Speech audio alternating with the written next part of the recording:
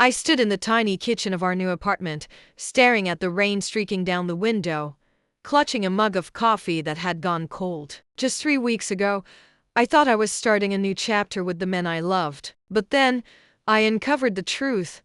He wasn't just ashamed of me, he betrayed me. Not with a phone call or a letter, but through sneaky actions and lies masked by a smile. My name's Maya. I'm 32. A freelance graphic designer who always believed love could conquer anything, even the color of my skin. I was wrong, but that mistake didn't destroy me. It led me to a plan he never saw coming.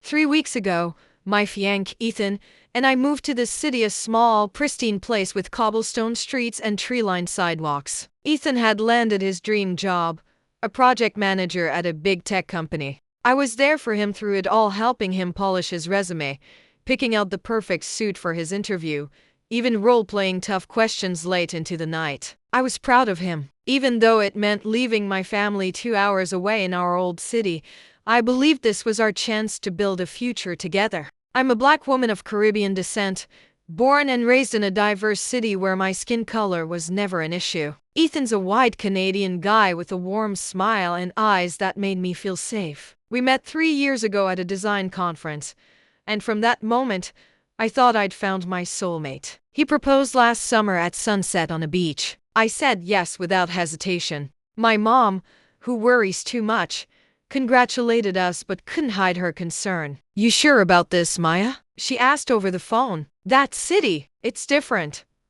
I laughed it off, telling her she was overthinking. But Jaden's dad, my ex, who I split from years ago, had a harsher reaction. "You're crazy, Maya. Moving out there with that white guy? You think he's gonna treat you right in a place full of white folks?" I ignored him, assuming he was just jealous because I refused to get back with him. The new city was beautiful but cold. Most people here were white, and I quickly realized I stood out, not in a good way. Stares followed me whenever I went to the grocery store or the park. Once, while waiting in line for coffee, an older woman looked me up and down, like I was some kind of curiosity. I tried to brush it off, but that feeling of being watched made me self-conscious. I started wearing hoodies, pulling the hood up to blend in. But I couldn't blend in. Not here. Ethan didn't seem to notice. Or maybe he pretended not to. He was busy with his new job, often coming home late, raving about his awesome co-workers and exciting projects. I tried to be supportive,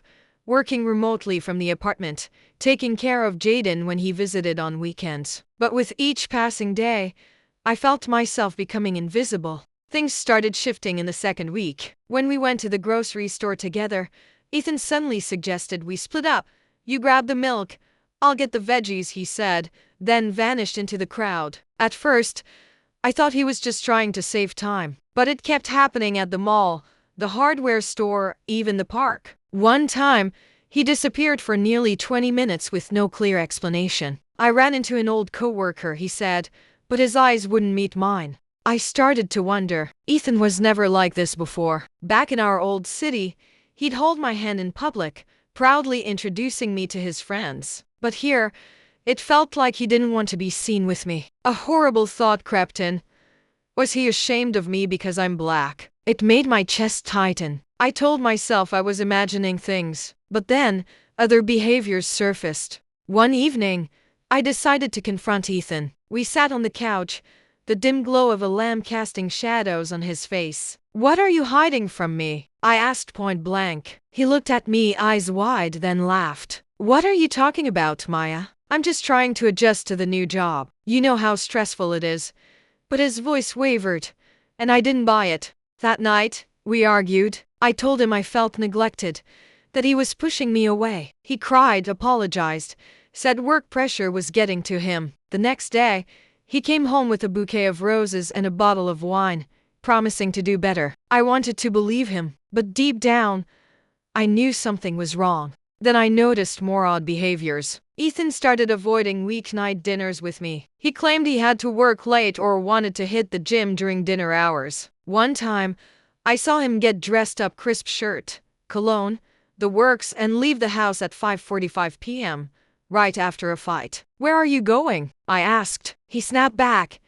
"Just to the pub nearby." "Why are you interrogating me?" But I knew that pub didn't open until PM. By the third week, I couldn't take it anymore. I started to suspect Ethan was cheating. After only 3 weeks, how could that be? But all the signs pointed there. He'd once invited me to visit his office, saying he wanted to introduce me to his co-workers. Then he backtracked, saying I should wait until he was more settled.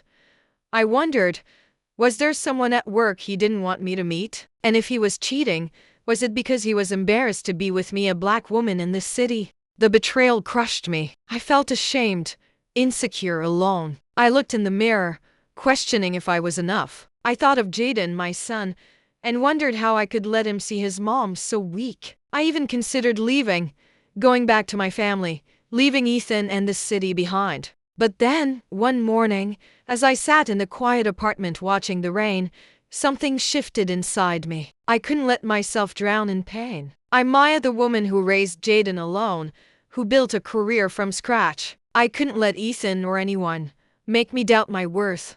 I decided to find the truth. I started watching Ethan closely. I noticed he was secretive with his phone, often deleting message histories. Once, when he left his laptop on the table, I saw a notification pop up from a messaging app I'd never seen him use. I didn't open the laptop, I didn't want to stoop to that. But I noted the app's name, Signal. I reached out to my best friend, Lena, a tech whiz back in our old city. Lena's the kind of person who can dig up anything online. I told her everything, and she jumped in. Maya, I've got you. But you need to stay calm and smart. Don't let emotions take over. Lena suggested I check our joint accounts, bank, email, even payment apps Ethan used. I also talked to my mom. She wasn't surprised. Baby, I told you. Men hide big secrets sometimes. But you're stronger than anyone I know. Do what you need to do. Her words fueled me. One night, when Ethan went out to the pub again, I took action. I remembered we'd installed a location sharing app on our phones for a trip we took together. Ethan didn't know I still had access. I opened the app and saw his location not at the pub, but in an upscale neighborhood 10 minutes away. I didn't drive there. Instead, I called Lena. She used a reverse address lookup tool and found the address belonged to a high-end apartment leased by a woman named Sarah, a co-worker of Ethan's. Lena pulled up Sarah's LinkedIn profile, and I nearly choked when I saw her photo. A white woman, blonde, with a perfect smile. I started gathering evidence. I took screenshots of Ethan's locations, saved texts he'd accidentally left visible. Once, I overheard him whispering on the phone in the bathroom. No, she doesn't know anything. Don't worry. I recorded it on my phone. Then I found something worse. Checking our joint bank account, I saw Ethan had transferred a large sum, nearly $5,000, to an account I didn't recognize. I called Lena, and she traced it to Sarah. I couldn't believe it. Not only was he cheating, but he was using our money to fund her. One afternoon, while Ethan was at work, I got a text from an unknown number. It read, "Ask Ethan about Sarah." I froze. Someone knew and wanted me to know. I replied, but the number didn't respond. I started wondering if Sarah wasn't the only one involved. Was someone at Ethan's company trying to warn me? I decided to confront Ethan one last time. I asked him to sit down, place my phone on the table with all the evidence I'd collected. "Ethan," I said, my voice steady, "I know about Sarah. I know about the money, and I know you're hiding from me." His face went pale. He stammered, tried to deny it. But when I showed him the location screenshots and bank transfer records, he crumbled. Ethan confessed everything. He met Sarah in his first week at work. She was the head of marketing, and he got swept up in her attention. He said he didn't want me at the office because he was afraid Sarah would misunderstand. But what hurt most was when he admitted he felt pressure being seen with me in the city. I didn't want people to think I was. I don't know, Maya. I just wanted things to be easier. I didn't cry. I just looked at him and said, "You chose easy over me. Now you'll have to live with that."